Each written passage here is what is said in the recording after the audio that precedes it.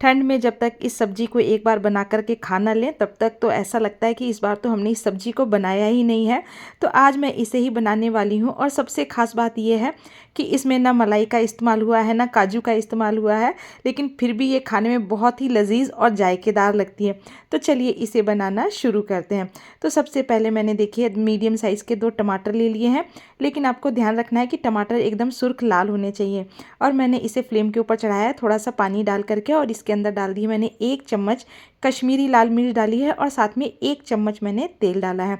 अब क्या करेंगे, इसे बॉईल होने के लिए रखेंगे और जब तक ये बॉईल होते हैं तब तक मैंने इधर 3 से 4 प्याज ले लिए हैं और इसे मैंने इस तरीके से लंबा लंबा पतला पतला कट कर लिया है। अब क्या करना है कि देखिए इसे मैं इसके सारे सेल्स अलग कर लेती हूँ। इसे धीरे धीरे करके भी इसे खोल सकते हैं या आप इसे हाथों से अच्छी तरीके से जब मसलेंगे ना तो ये आपस में अलग अलग हो जाएंगे। तो हमें ये करना ज़रूरी है क्योंकि मैं इसका आज ब्रिस्ता बनाऊंगी। तो देखिए अब मैंने इसे काट करके रख दिया है साइड में, और इधर हमारे टमाटर मेल्ट हो गए हैं, यानी कि अच्छी तरीके से पक गए हैं। अब इसे रखेंगे साइड में और फ्लेम के ऊपर चढ़ा दी है मैंने कढ़ाई, और कढ़ाई में डाला है मैंने सरसों का तेल। सरसों का तेल पूरी तरीके से ऑप्शनल है, आप जो भी तेल खाना पसंद करते हैं आप उस तेल का इस्तेमाल कर सकते हैं। अब तेल गर्म हो गया है तो इसके अंदर डाल दी है मैंने प्याज, और प्याज को हमें क्या करना है कि गोल्डन ब्राउन करना है। तो प्याज को भूनने में आपको बिल्कुल भी जल्दीबाजी नहीं करनी है, आप मीडियम फ्लेम पर इसे आराम से पकने दें। और जब तक हमारे प्याज पकते हैं तब तक इसके लिए एक मसाला बना करके तैयार करते हैं। तो मैंने 3 से 4 पतली वाली जो हरी मिर्च आती है, थोड़ी सी टेस्ट में तीखी होती है लेकिन इसी का टेस्ट अच्छा लगेगा। और इसमें मैंने डाल दिए हैं थोड़े से धनिया के डंठल डाले हैं, धनिया के पत्ते नहीं डाले, धनिया के डंठल डाले हैं, और लगभग 8 से 10 कलियां मैंने लहसुन की डाल दी है।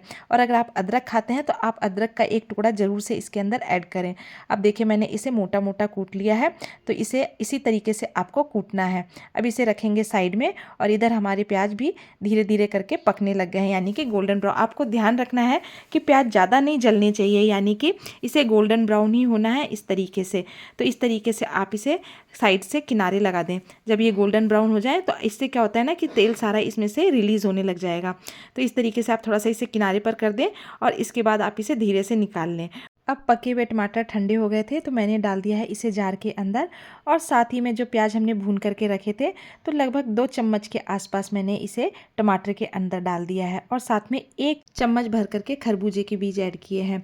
तो खरबूजे के बीज ऐड करना पूरी तरीके से ऑप्शनल है, अगर आपके पास हो तो आप डालें, तो अगर नहीं हो तो आप इसे स्किप भी कर सकते हैं, लेकिन मेरे पास थे तो इसलिए मैंने इसे डाले हैं। इससे क्या होता है ना कि ग्रेवी बहुत ही अच्छी बन करके तैयार होती है। दूसरी तरफ पैन में मैंने पानी गर्म किया था, इसमें डाल दिया है मैंने मटर, और साथ में 1 चम्मच भर करके मैंने इसके अंदर नमक डाला है।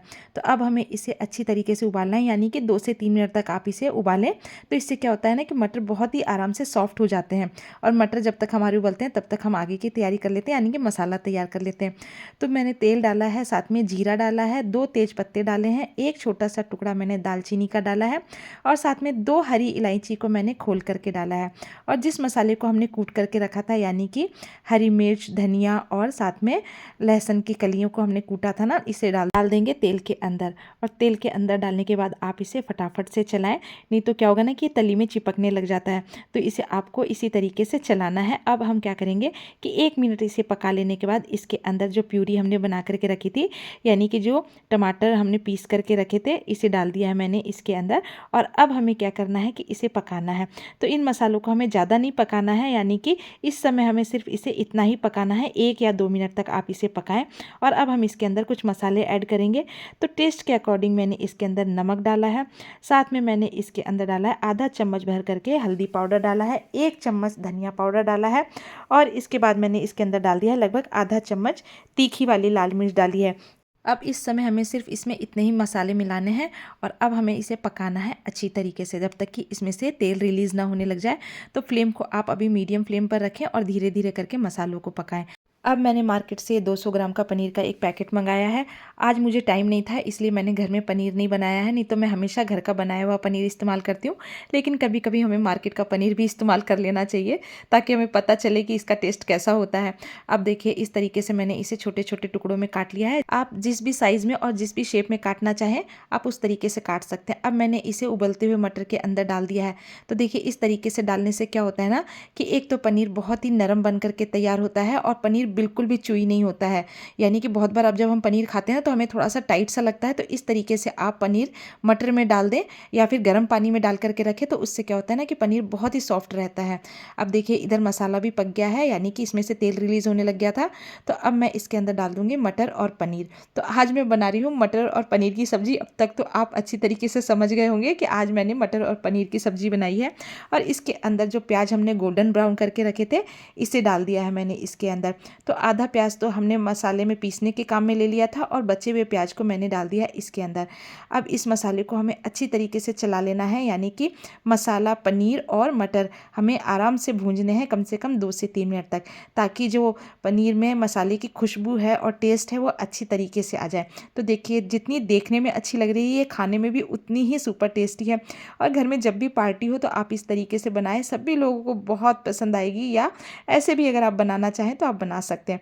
अब मैंने इसके अंदर थोड़ा सा पानी ऐड किया है और इसे क्या करना है कि हमें इस तरीके से चला करके और इसे मैं कवर करके 3 से 4 मिनट तक पकाऊंगी, ताकि इसमें एक अच्छा सा उबाल आ जाए।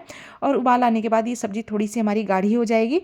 तो देखिए अब 2 से 3 मिनट हो गए हैं और सब्ज़ी में एक बहुत ही अच्छा सा उबाल आ गया है। आप इस सब्ज़ी को पूरी से, पराठे से, चपाती से या राइस से किसी भी तरीके से खा सकते हैं, जैसे भी आपको पसंद हो। तो मुझे तो ये आज चपाती से खाने का मन कर रहा है, तो मैं तो आज इसके साथ खाने के लिए चपाती बनाऊंगी। और देखिए अब मैंने इसके ऊपर से डाल दिया थोड़ा सा गरम मसाला, साथ में कसूरी मेथी डाली है और ढेर सारा मैंने हरा पत्तीदार धनिया डाला है, ताकि इसकी खुशबू और भी अच्छी आए और ये खाने में और भी ज़्यादा टेस्टी लगे। और आपने अगर इसे अभी तक नहीं बनाया है तो आप मेरे कहने से एक बार इसे ज़रूर ट्राई करें। और हाँ, मैं आपसे एक और ख़ास बात कहना चाहती हूँ, अगर मेरा वीडियो आपको पसंद आता हो तो प्लीज़ मेरे चैनल को लाइक करें, सब्सक्राइब करें, शेयर करें। फेसबुक से देख रहे हैं तो फॉलो करें। और चलिए आज की थाली हो गई कंप्लीट। मिलते हैं नए वीडियो के साथ। Take care, bye bye.